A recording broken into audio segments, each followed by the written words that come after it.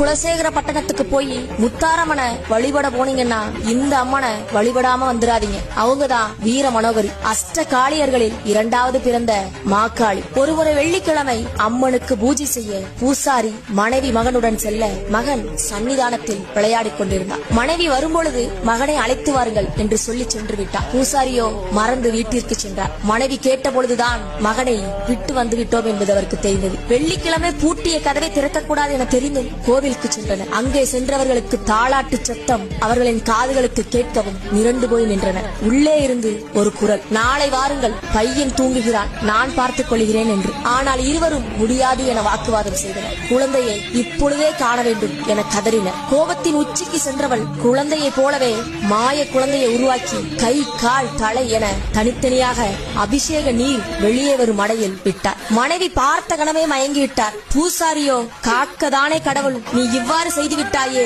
என கதறி அழுதார். பூட்டிய கோவிலை திறக்க கூடாது, உன் தவறை உணர்த்தவே இவ்வாறு செய்தேன், உன் மகனின் பெயரை கூறி அழை, அவன் எழுந்து வருவான் என்றது அந்த அசிரீரி. அவ்வாறே நடந்தது. இந்த சம்பவத்திற்கு பிறகு வீர மாக்காளி என்ற உச்சிர பெயரை மாற்றி சாந்த ரூபினியாக இருக்க வேண்டும் என்பதற்காக வீர மனோகரி என்ற அன்போடு அனைவராலும் அழைக்கப்பட்டார்.